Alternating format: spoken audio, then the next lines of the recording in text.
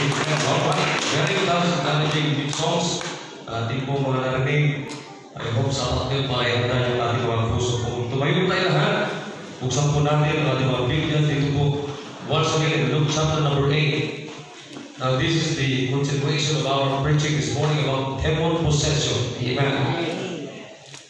At maganda po itong tatapusan nito mga kapatid. Alright, dito po tayo sa Luke chapter 8, beginning from verse number 26.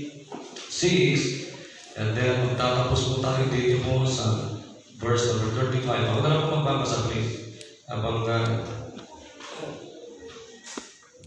sinusundan po ng bawat isa. Verse number 26, sabi ng Bible dyan, and they arrived at the country of the Gadarenes, which is over against Galilee.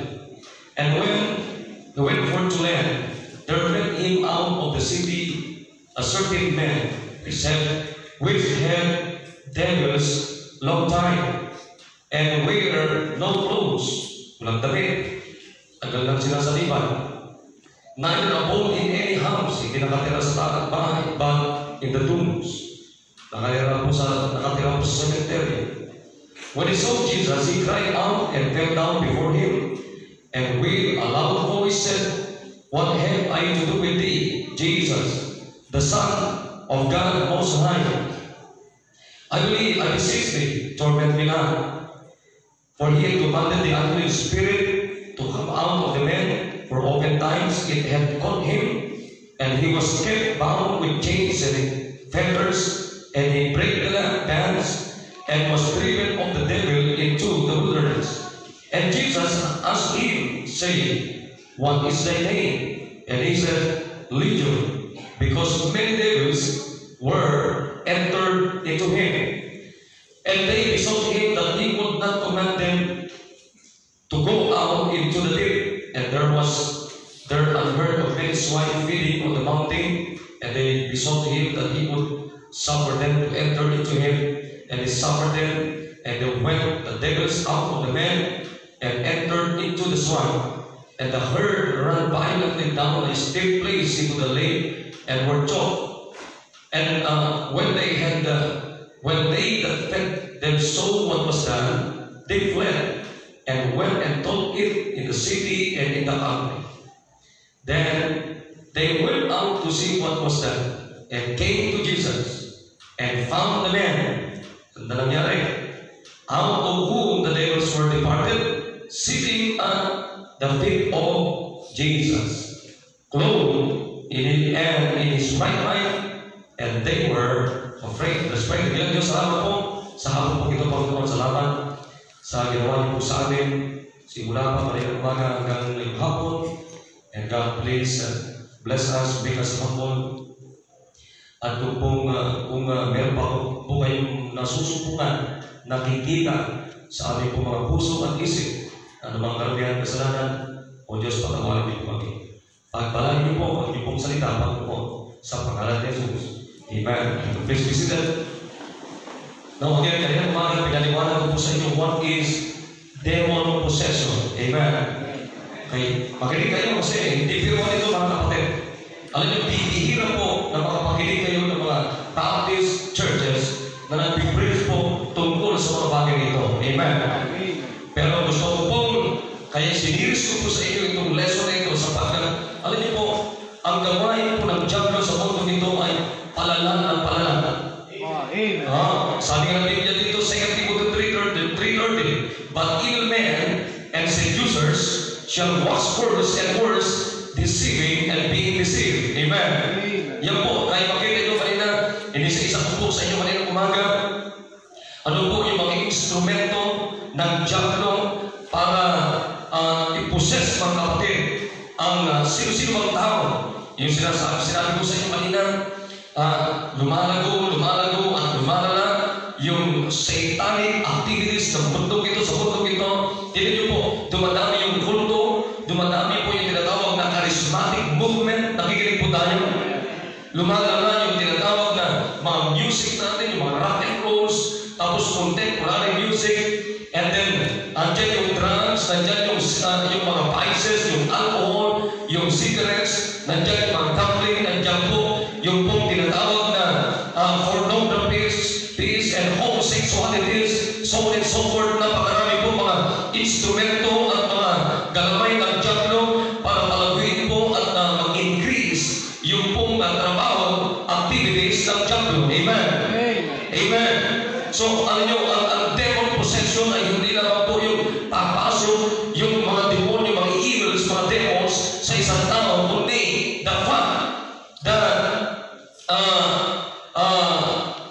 yung isip natin, kaya masabi ko sa inyo, define ko po sa inyo malina, what is demon possession? It means, demon possession means that the devil or devils actually inhabit the body of a human being and controlling the physical and mental functions such as speech. Kaya makita niyo po pagka ang tao demon possessed ka, magbabago yung takbo ng utak, magbabago po mga kapatid yung takbo ng isip, magbabago yung function ng isip, magbabago yung takbo ng trabaho ng physical, yung isip natin, yung pananalita, yung lakas natin, lahat magbabago. Bakit? Sapagkat siya po ay control ng mga devils, ng mga demonyo. Kantilin niyo po, katulad sinabi ko sa inyo kanina, yung mga gumagamit ng drugs, that's demon possession. Yung mga nag-iinom ng alak, mga demon possession yan. Amen. Mga naninigarilyo, mga nagsusukal, mga kapatid, mga rock and rolls, mga gumagamit niya, yung mga charismatic movements, yung mga kulto, mga kapatid, lahat po yan ay pamamaraan ng diablo, mga kapatid, upang palakasin niya yung kanyang activities by possessing any human being. Nakikinig po tayo? So, yan yung mga galamay ng diablo. And then, sinagot po natin kanina, believers, can a believer be a demon possessed? Ang sagot ko po sa inyo kanina, believers can never be a demon possessed. Nakikinig po tayo? Kung ikaw na po ngayon ay tumanggap kay Kristo bilang Diyos at sarili mong tagapagligtas, hindi na po, wala na pong kapangyarihan ang diablo, mga kapatid, upang tayo po ay sahiban. Amen. Upang tayo po ay sahiban. Ngayon, katulad po dito sa ating nabasa, meron pong isang lalaki dito, ang sabi ni Biblia, possessed po siya ng diablo for a long time. Ang sabi ni Biblia, walang damit, and then walang tirahan, nakatira doon sa sementeryo, at pag siya po'y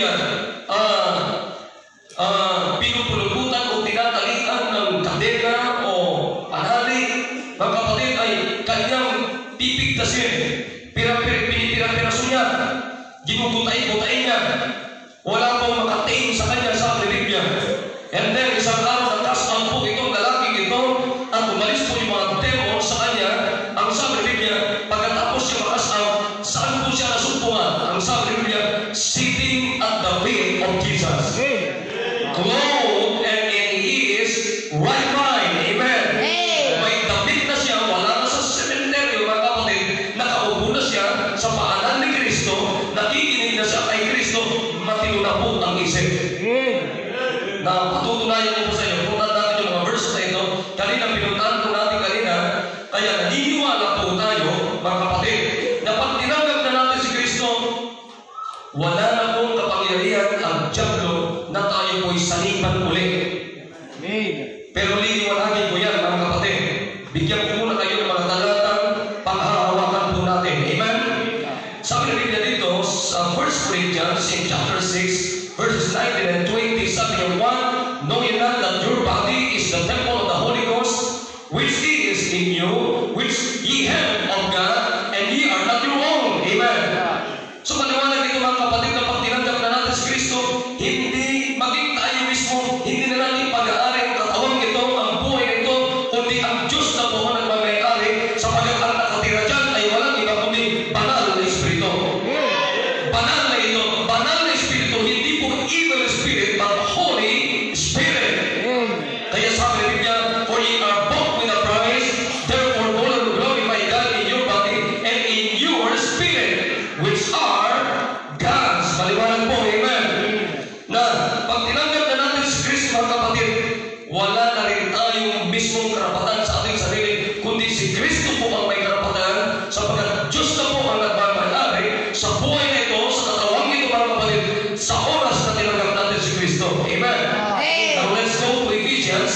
chapter number 1, in verse number 13. Ang sabi ng Bible dito, Ephesians chapter 1, verse number 13, in whom ye also trusted, after that ye heard the word of truth, the gospel of your salvation, in whom also, after that ye believe, ye were sealed with the Holy Spirit of promise. Maliwanag yan, mga kapatid. Pag tinanggap na natin si Kristo, tayo po ay sinilyana, sealed na, kapatid. Tinatakan na, nananahan na po sa ating mga kapatid ang banal na Espiritu. Then another verse, chapter 4, verse number 30. Sabi ng Bible dito, chapter 4, verse 30, and grieve not the Holy Spirit of God, whereby ye are sealed unto the day of redemption. Amen. Simula nung tayo pinaligtas, mga kapatid, ay nasa atin na po ang banal na Espiritu. Amen. Hindi na po evil spirit, but Holy Spirit. Amen. Now let's go to Romans. Let's go to Romans chapter number 8 para makita lang natin Romans chapter number 8 verse number 35 to 39. Ang sabi ng Bible ko, napakagandang mga talanta ito. Sabi niya, verse number 35, who shall separate us from the love of Christ? Shall tribulation or distress or persecution or famine or nakedness or peril or sword? As it is written, for thy sake we are killed all the day long. We are accounted as sheep for the slaughter. Nay, in all these things we are more than conquerors through him that loved us. For I am persuaded that neither death, nor life, nor angels, nor principalities, nor powers, even the powers of Satan. Amen. Nor things present, nor things to come, nor height, nor depth, nor any other creature. Amen. Nor any other creature shall be able to separate us from the love of God, which is in Christ Jesus our Lord. Kapatid, maliwanag sa sinasabi ng banal na kasulatan na pag tinanggap natin si Kristo, no any other creature shall be able to separate us from the Lord Jesus Christ. Wala na pong makapangyarihan, kapatid. Sino man ang makapangyarihan kay Kristo sa Ama, sa banal na Espiritu, wala nang mas makapangyarihan sa kanila. Kaya pag tinanggap natin si Kristo, meron tayong assurance, meron tayong kasiguraduhan. Pag tinanggap na natin si Kristo, wala nang kapangyarihan ang demonyo, kapatid, upang tayo pasukin, upang tayo i-possess, mga kapatid. And then, ang sabi ng Biblia dito, I like verse number 31, ano sabi niya? What shall we say then these things, to these things? Chapter 8, verse 31, ano sabi ng Bible? What shall we then say to these things? If God be for us, who can be against us? Nothing! Amen! Amen!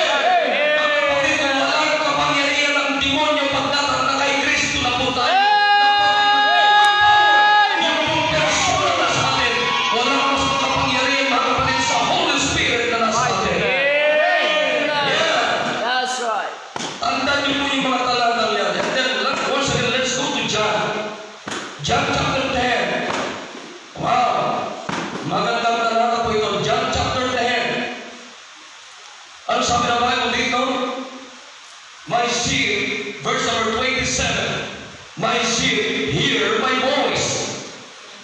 And I know them. Amen. And they follow me. Kaya kung totoong anak ka ng Diyos, isa ang sinusunod mo sino? Jesus Christ. Because tayo rin mismo personally, kilala po tayo ng Panginoong Hesus Kristo. Amen. I know them and they follow me, and the suffering niya, and I give unto them eternal life. Amen. And they shall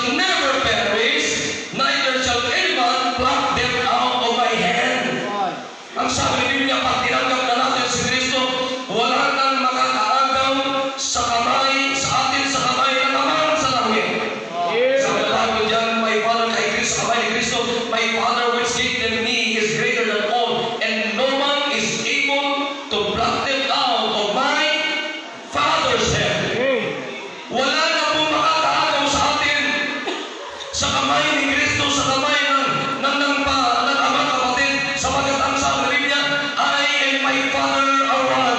Amen. Amen. Pero makinig kayo maigi. This is because a believers can never be a demon possessed. Itatak nyo yan sa isipan ninyo. Amen. This is because a believer is permanently indwelt by the Holy Ghost. Wow. Tonight, permanently, ang banal na Espiritu, mga kapatid, na nananahan ay hindi na po aalis sa atin sapagkat permanente na po. Permanente. Demons cannot touch a Christian soul, but can touch our body. No? But can still touch our body. No? Pwede pa rin niyang pakialaman yung katawan mo. Nag-detect pa rin niya kung anong takbo ng isip mo. Pakinggan niyo na maigi. Nalalaman pa rin niya yung ginagawa natin. Nalalaman din niya minsan yung ating nasa isip natin, pero hindi po sa lahat ng pagkakataon. Kaya si Satanas, pag tinanggap natin si Kristo, hindi na po kaya pakialaman ang kaluluwa natin, pero kaya pakialaman ang katawan mo. That's right. Kaya pakialaman ang activities mo. Kaya pakialaman yung pera mo. Kaya pakialaman yung kalusugan mo. Kamo, nakikinig? Kaya pakialaman pa rin, mga kapatid, yung ating isip. Ang tawag po yan is obsession. Amen. Huh? Obsession means I stay in which someone thinks about someone or something constantly. Ibig sabihin, paulit-ulit na iniisip-isip mo. Makikinig na ba yun? Or frequently, madalas o maliban, especially in a way that is not normal. Halimbawa po, bibigyan ko kayo ng halimbawa. Totoo naman, tinanggap mo na si Kristo. Ay, ganyan po. Pero hindi mo pa rin maalis-alis yung pagsusugal mo. Ha? Paulit-ulit pa rin na yung takbo ng isip mo, pagsusugal mo, paninigarilyo mo, lahat mga evil activities, mga kapatid. Kaya nga tuwing tayo po'y, alam ni Satan yung ibang activities natin. O lahat ng ating activities. Pero hindi po lahat na nasa isip natin, alam din niya. Pero kaya nalalaman ng Diyos ng mga kapatid, yung ibang nasa isip natin, at takbo ng isip natin, sapagkat minsan nababasa niya kung ano ang activities natin. Amen. That's right. Kaya, hindi na po tayo napuposes, pero na-obsess tayo. Yeah. Amen. May naalala ba kayo sa Biblia, mga kapatid? Na pinakialaman niya lahat ng kanyang kaharian? Job. Punta natin sandali. Kasi maganda ito makita natin. In chapter 2, yan niyo po. Job chapter 2. Job chapter 2. Sabi na tayo dito sa chapter number 2, in verse number 4, 2:4, sabi ng Biblia, maging sa number 1, nagsimula na po, chapter number 1, nagsimula na po doon. Pero dito niyo po, and Satan answered the Lord and said, ano sabi ni Satan? Escape for escape. Di ba? Yea, all that the man had will, he give for his life. But put forth thy hand now, and touch his bone and his flesh, and he will curse thee to thy face. Matindi si Satanas. Kaya alam niyo ba, gusto ni Satanas, mga kapatid, ano sabi niya? Escape for escape. Ano gusto ni Satanas sa mga anak ng Diyos? He will touch our bone, he will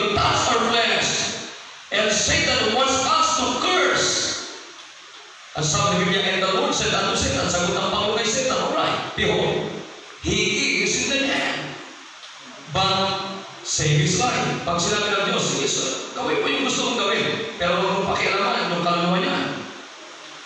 So, kung ginawa ni Satan, so when Satan fled from the presence of the Lord, yan ang matindi yan. Ang sabi ng Biblia, alam niyo si Satanas, nagtitinong lang yan, kapatid. Hindi tayo gagalawin ni Satanas hanggang nandun pa. Kausap niya ang Panginoon, pagka umalis na si Satanas, kaharap ng Diyos sa napunta, pupunta na sa iyo. At pagsasamantalahan na tayo. Amen! Tinan niyo po, nung nawala na po si Satan, kausap ang Panginoon sa napunta si Satan. Satan is mocked Job with sore boils from the sole of his foot unto his crown. Mula talampakan, mga kapatid, hanggang ulo. Anong ginawa ni Satanas kay Job? Binigyan niya ng sakit. Binigyan niya ng bulutong. Nakikinig pa kayo? At kung makita natin dito po sa chapter number 1, dyan po pinagsamantalahan, mga kapatid, ng Diablo yung ari-arian at pamilya ni Satanas. Nakikinig ba tayo? Pinagsamantalahan ni Satanas yung mga kayamanan ni Job. Pinagsamantalahan ni Satanas yung pamilya ni Job. Mga kapatid, ngayon, ang sabi niya, matuwid pa rin si Job. Matuwid pa rin si Job, maayos pa rin si Job. Sapagkat ang sabi ni Job dito sa chapter number 1, verse number 20, pagkatapos mawala lahat ng kanyang yaman, patayin ng Diablo yung mga anak ni Job. Ang sabi ni Job, and then Job arose and went his mantle and shaved his head and fell down upon the ground and worshiped God. Patuloy pa rin ang worship sa Panginoon. Ang sabi ni Job, and said, naked came I out of my mother's womb, and naked shall I return thither. The Lord gave, and the Lord hath taken away. But Job said, blessed be the name of the Lord. In all this, Job sinned not, nor charged God foolishly. Ay mga kapatid, kahit gaano makatuwid pa, pwede pa rin tayong pakialaman ng Diablo. Kahit active ka sa paglilingkod sa Panginoon, kahit faithful ka sa Panginoon, kahit matuwid ka sa Panginoon, kahit sino tayo, pwede tayong pakialaman ng Diablo. Pero ito lang gusto kong masigurado ng bawat isa sa atin, pag tinanggap na natin si Kristo, kayang pakialaman ni Satanas yung pera natin, yung kalusugan natin, yung ating pamilya, yung pera natin. Pero mga kapatid, hindi na kayang gawin ni Satanas ang sirain yung ating kaligtasan. Praise the Lord. Once we are saved forever. Nakakalungkot mga kapatid, na-o-obsess pa rin tayo lagi ni Satanas. Anong ibig sabihin niya? Minsan nakukontrol niya yung isipan natin. Minsan kontrolado pa rin ni Satanas yung ating mga activities. Kaya makita niyo mga kapatid, marami mga matatagal ng miyembro ng simbahan ito, hindi aktibo sa gawain ng Panginoon. Alam niyo bakit? Sapagkat na-o-obsess tayo ng mga demonyo. Nakukontrol yan ang ating mga isipan. Oo mga kapatid, ligtas ka kung tinanggap mo si Kristo. Pero nakakaya kung ligtas ka, pero iba ang activities mo. Ano yung activities? Activities pa rin na kontrolado ni Satan. Tignan niyo, saan lamang dapat ang activities ng Kristiyano? So winning. Discipling others. Nagbibigay sa simbahan. May ministry sa simbahan. Masayang naglilingkod sa Panginoon. Hindi na dapat ay bumalik doon sa mga activities ng demonyo. Ha?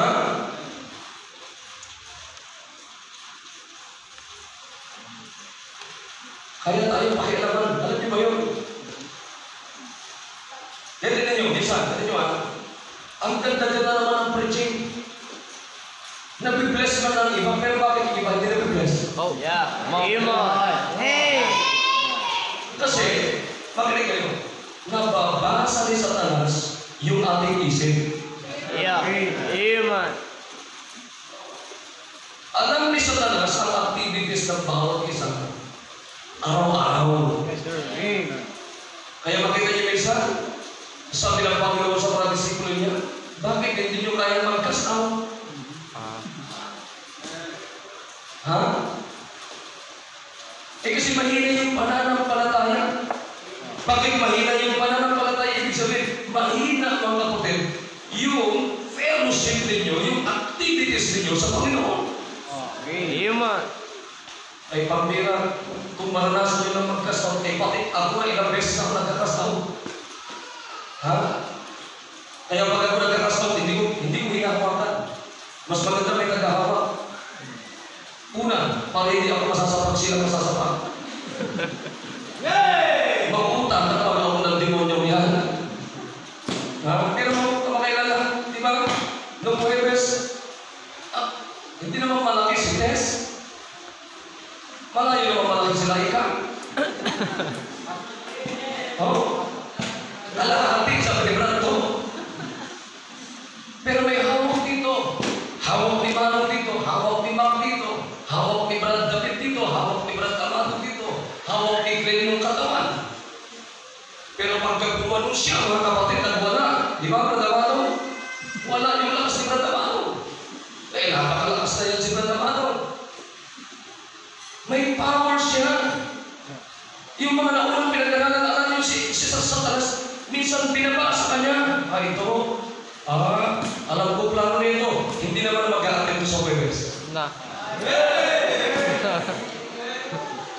Akala niyo biro-biro, pero totoo ito. That's right. Amen. Ito, alam ko na. Ito, yung preaching ni Pastor, nakaliwi ito, nakaliwi siya. Ha? Hindi na nga tayo pwedeng i-possess, pero na-o-obsess tayo madalas. Amen. Ha? Yan ang problema ng Kristiyano. Makita mo, ito naman nangyari kay Job, mga kapatid. Iba naman ito. Ang kagandang sa kanya, nataas ni Satan yung kalusugan ni Job, pero hindi nagpakontrol si Job kay Satan. Ano sabi ni Satan? Sige, pakialam mo na lahat. Kunin mo na yung gusto mong kunin. Anong sabi ni Job? Hubad ako, namulat sa mundo ito, hubad din ako, aalis sa mundo ito. Ano sabi niya? Praise the Lord! Amen. Ha? And then, ang malupit pa dito mga kapatid, wala na yung mga anak ni Job. Ang natira po ay yung kanyang misis. Mabuti na lang walang pangalan yung asawa ni Job dito na sinabi. Ano ba yung pangalan na? Ako sinisigurado ko sa inyo, itong pangalan ni Mrs. Job, hindi po ito Bibian. Come on. Pero matindi ito. Sa alin na i-comfort niya, si Mr. Job, si Job, alam niyo kung ano sabi ni Mrs. Job? Ang sabi ni Biblia, sa verse number, chapter 2, verse number 9. Then said his wife unto him, dost thou still retain thine integrity? Sa alin na i-comfort niya, tulungan niya. Dapat sinabi niya, sweetheart Job, kahit naman ano mangyari, sa Panginoon pa rin tayo. Pero tingin niyo kung anong sinabi ni Mrs. Job, ano sabi niya? Mananatili ka pa rin ba? Nag-banal-banalan ka? Anong sabi ni Mrs. Job? Curse God! Curse God and die! Hey! Pero alam mo sa sagot ni Job, but he said unto her, thou speakest as one of the foolish woman speaketh. Sa Tagalog, luka-luka ka. Yay!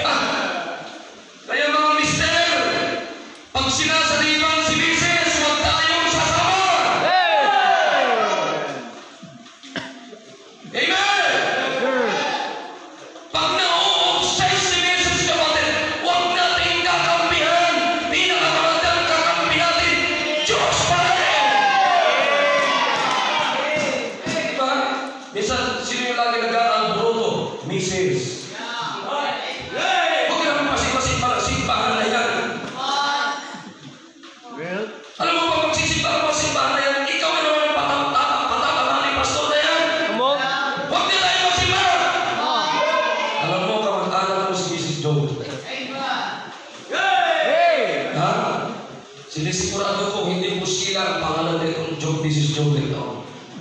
Sapagkat si Jesus ko sa himig, nasa loob ang ulo. Huwag lang po kontra. Alam sa sabi niya, sumpain mo na kasi yung Diyos mo, nagpapanal-banala ka pa, Job. Pero sabi ni Job sa kanya, thou speakest as one of the foolish woman speaketh. What? Shall we receive good at the hand of God? And shall we not receive evil? In all this, did not Job sin with his lips? Yan ang pinakamagandang paninindigan, meron tayong paninindigan. Amen? Amen. Amen! Tayo papayan, kapatid. Oo, tinanggap na natin si Kristo. Wala nang kapangyarihan sa atin na nasaliban tayo ng demonyo. Pero palagi mga kapatid, maraming mga Kristiyano na o-obsess. Kaya makita nyo, maraming mga matatandang Kristiyano, hindi kayo aktibo sa gawain ng Diyos. Right. Di ba? Amen! Ang dami mga matatagal ng Kristiyano. Bakit? Involved pa rin kayo sa mga activities ni Satanas. Mon. Oo, ulit, hindi ka na possess, pero obsess ka. Anong ibig sabihin? Paulit-ulit pa rin na bumabalik ka sa dati mong activities. Madalas pa rin na bumabalik ka sa hindi pagka-normal. Tama, makinig ka ba yun? Amen? Maalala ko si NC. Ang pingan ko si NC talaga. Sabi ko na, tumigil ka na. Sisirain ka talaga. Tignan nyo, parehas lang yun eh. Ako naniniwala, ligtas din ko si NC. Kaya alam niyo kung saan sa babalik eh. Pero pag hindi siya tumigil, mga kapatid, papatayin siya ng demonyo. Right. Amen. Sa anong pamamaraan? Sa mga activities ni Satanas. Ganun din yung possess. Alam mo, pag yung possess, hindi mo makakas out. Ilang demonyo nandiyan? Legions, millions, thousands. Kaya makita niyo, pag bumitik yan, kahit limang may hawak sa'yo, pag bumitik yan, talsik lahat.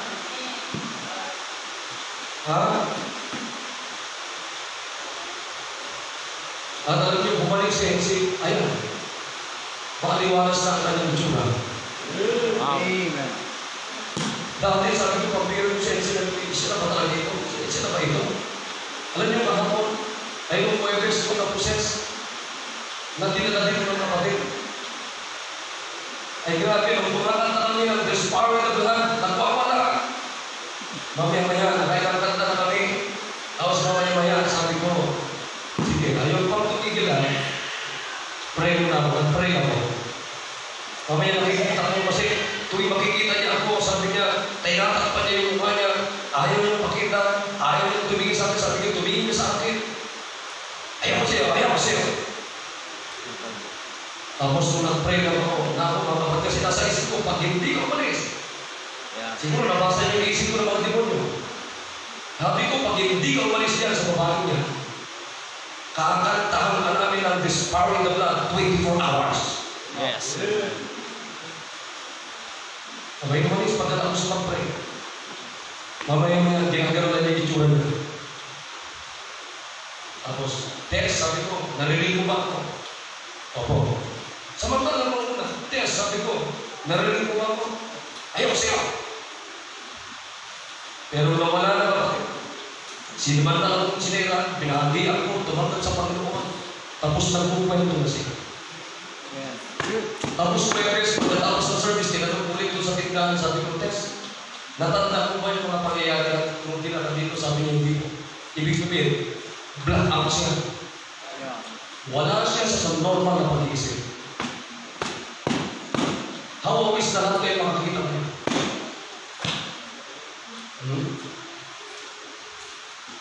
Hindi ko pinalapit si Laika baka lumipat sa kanya. Kahit 10 may hawak sa kanya, hindi kami namin. Eh, dagdagan pa ni Grisha, dalawa na sila. Naku, ay 100 delikado na. Ha? Eh, sabi ko, o sige, ito lang nalapit. Ito lang. Huwag lahat muna, ito lang. Sabi ko, Mark, tawagin ko sila. Sabi ni Mark, hindi niya lang gagawin.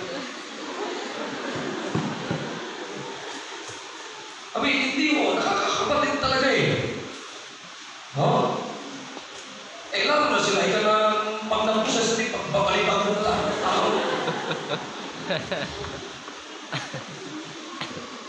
Pero mga kapatid, ito yung kalagayan natin. Nakikinig tayo.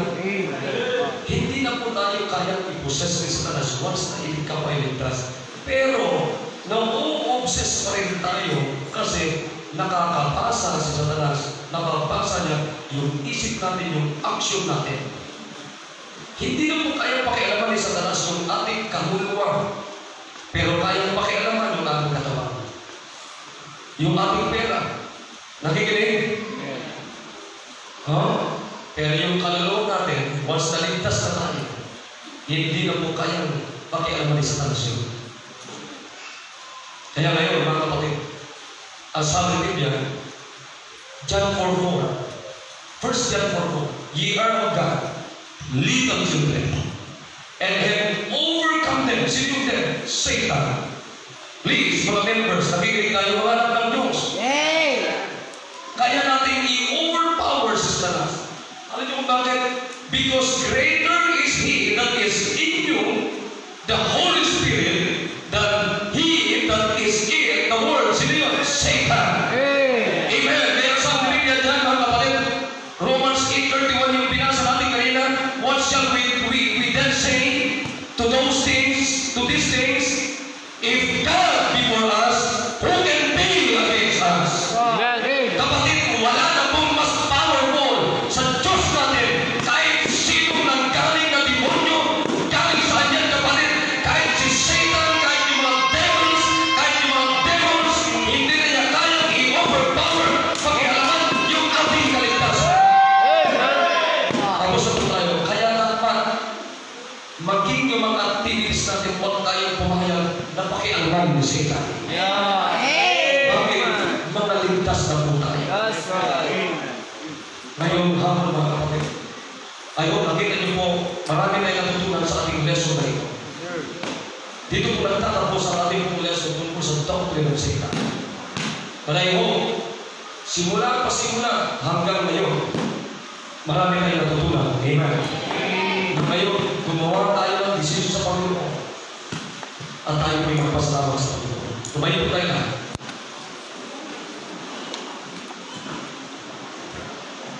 Gumawa tayo ng desisyon, let's come to God, let's live down and talk to God.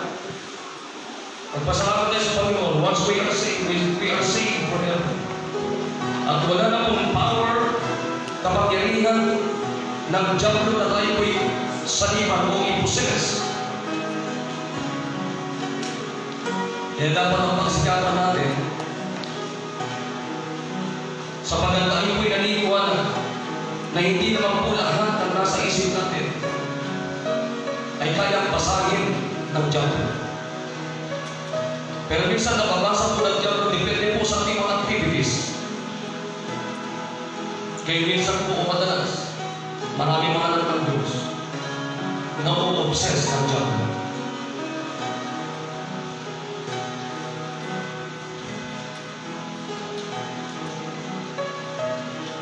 Gawa po tayo ng desisyon ngayong hapon. Sabihin natin, salamat po sa kaligtasan po.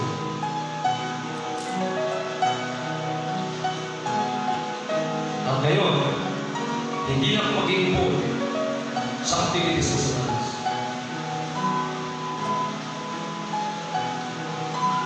Isa lang dapat, mga kapatid, ang activities natin, walang iba kundi yung activities sa gawain ng Diyos. Kaya kung hindi kayo nag-involve sa activities sa gawain ng Diyos, i-involve kayo ni Satanas sa kanyang activities. niyo ba na marami mga anak ng Diyos na ligaw ngayon? Marami mga anak ng Diyos na i-involve pa rin sa activities ng Diablo sapagkat hindi sila nag-involve sa activities ng Panginoon. Sa activities kayo involved sa panahon ngayon? Nag-involve kayo sa sowing, sa discipleship, sa lahat ng mga ministries dito? If you're not involved, let's make a decision and let's get involved. Dakilang Diyos na mapagpalang makapagilayan po sa lahat. O Diyos, salamat po. I've done my part. Thank you, O God, for the privilege to use, O God, and preaching your words, O God. Ngayon po, tulungan niyo po ang inyong mga anak na nakita po natin kung gaano po kabagsik na matira ang kaaway Panginoon. Hindi po siya natigil, hindi siya tumitigil. Napaka-active po niya, Panginoon. Kaya alam niyo po, napakarami po mga nagsasabi mga baptist, marami nagsasabi mga anak ng Diyos, but they are still involved in Satan's activities. Bakit Panginoon? Sapagkat hindi po sila nag-involved sa activities ng inyong simbahan, inyong gawain. Kaya Panginoon, tulungan niyo po na makita po ito ng Panginoon ng Diyos. Salamat po. Tulungan niyo po sila gumawa ng decision. Simula po kayo. Kami po ay mag-i-involve sa soul winning, sa discipleship, fetching visitors of God, pagbibigay lahat ng gawain ninyo, dapat po kami ay involved Panginoon. Salamat po, Lord Diyos. Salamat. At alam ko po na ang Diablo ay galit na naman Panginoon. Gusto naman yung kontrolin ang bawat isip mo namin, bawat activities mo namin. Pero O God, tulungan niyo po kami that we must learn to find a good part of God. O Diyos, salamat po. Pinupuri niyo namin, pinapasalamatan po Diyos sa pangalan po ni Jesus. Amen. I hope may natutunan tayo. Amen. Alright. So, simula po ngayon ay maganda po na tayo ay involved sa church activities. Amen? Amen. Ayan, alright. So, tawagan po natin ating mga pastors. Tatlo yan po ay maganda tayo ng special offering para po kay sa tatay po ni Brad David kasi Webes ay kukunti lang naman po yung ating naligong. So, magkaroon po tayo ng special offering mamaya para tungkol sa namatay na tatay po ni Brad David. Kaya wala po siya ngayon. Umuwi po siya sa Kaligdag. Ako ba Kaligdag? Okay, so mag-offering po tayo.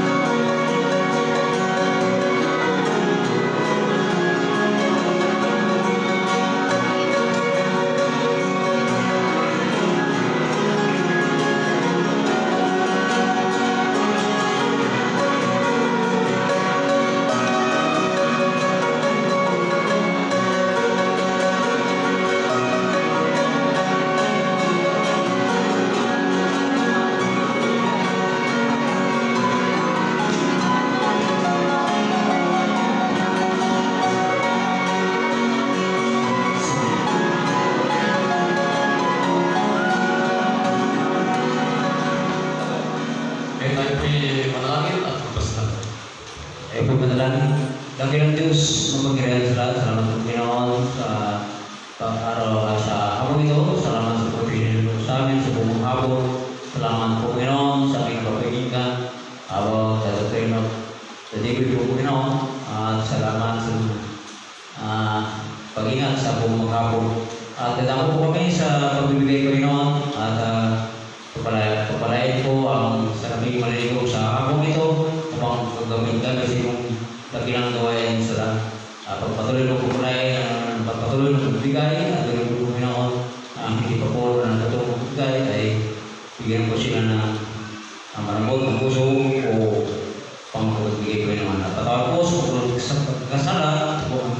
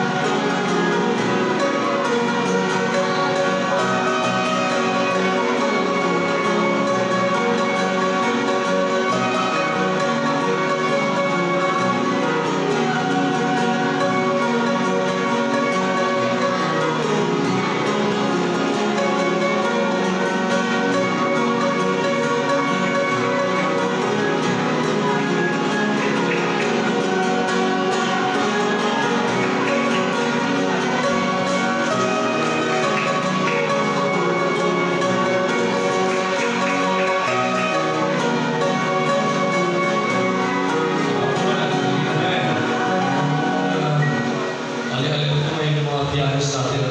Palapakan natin sila. Mahalin po lang sila.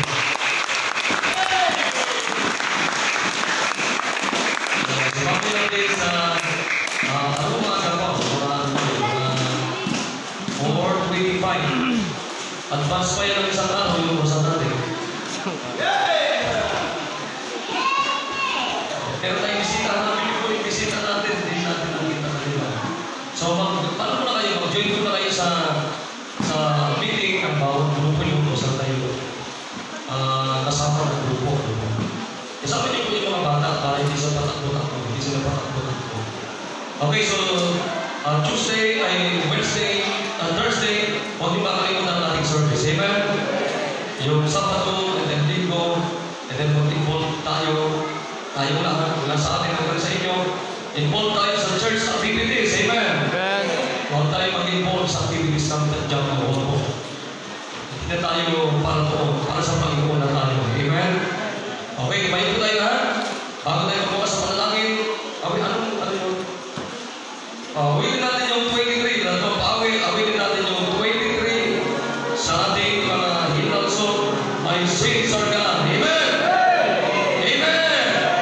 Okay, lahat umawit. Nag-enjoy pa tayo sa maghapon sa salita ng Diyos. Amen? Yan, okay. So, mamaya po ay ingat po kayo sa pag-uwi, no? Walang magpapaulan. Mamaya po ay dyan naman yung mga leaders ninyo. Ay, kung kinakailangan, ihatid po kayo. Magsabi lang kayo sa mga leaders ninyo, ihahatid po kayo, maglalakad kayo parehas. Hatid po kayo, yun po yung usapan natin. So, maganda kasi mahirap magkasakit. Ano po? Amen? Iwasan natin yung makulanan, kakunan, magkasakit, at maganda po yung nandun yung malasakit natin sa bawat isa. Amen? So, the whole week, let's enjoy serving the Lord. Amen?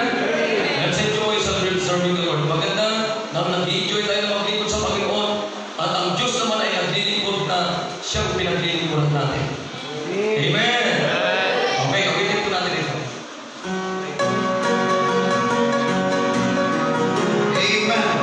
First stanza, sing. You ask me and I be so understand you well because my sins are gone. And when I hear the storms, must be where they are. I say, my sins are gone. They're underneath the blood of the cross of Calvary. As far as the darkness is from dawn. In the sea of God's forgetfulness is good enough for me. Praise God, my sins are gone. Past the clouds and the tower, God in my heart. I know my sins are gone. For possession that heaven did impart. I'm glad my sins are gone. They are underneath the blood of the cross of Calvary. As far as darkness is from dawn. In the sea of God's forgetfulness, that's good enough for me. Praise God, my sins are gone. When Satan comes to tempt me and tries to make me down, I say, my sins are gone. You got me into trouble, but Jesus got me out. I'm glad my sins are gone. They are underneath the blood of the cross of Calvary. As far as darkness is from dawn. In the sea of God's forgetfulness, it's good enough for me. Praise God, my sins are gone. I'm living now for Jesus and happy every day because my sins are gone. My soul is filled with music, with all my heart is full. I know my sins are gone. They are underneath the blood of the cross of Calvary. As far as darkness is from dawn. In the sea of God's forgetfulness is good enough for me. Praise God, my sins are gone. Let's pray. Heavenly Father, thank you so much for the message that we have heard. Salamat kay Pastor. Salamat sa pagligtas niyo sa amin, Panginoon. At ang aming kaluluwa ay hindi na pwedeng galawin ng jumbo. With these instructions, Lord, I naway gagamitin namin para hindi kami ma-obsess sa Panginoon ng Diablo at hindi maistorbo yung ginagawa namin para sa inyo, Panginoon. At we know na ito po yung gustong gawin ni Satanas, Panginoon. Istorbohin kami para hindi kami makatulog sa inyo, Panginoon. Muli, salamat sa bawat isa. I hope na patuloy kaming magkaroon ng hungering and thirsting sa inyong salita. Hindi kami mag-absent tuwing services, even midweek services, and sa mga Bible studies, Panginoon, para busog po kami sa aming spiritual na pamumuhay, Panginoon. At pagpala niyo pa ang mga meetings, patawad, Lord, sa aming mga kasalanan na gawain. Kung aming dalangin sa pangalan ng Jesus. Amen. Amen. All right. Amen. Sa mga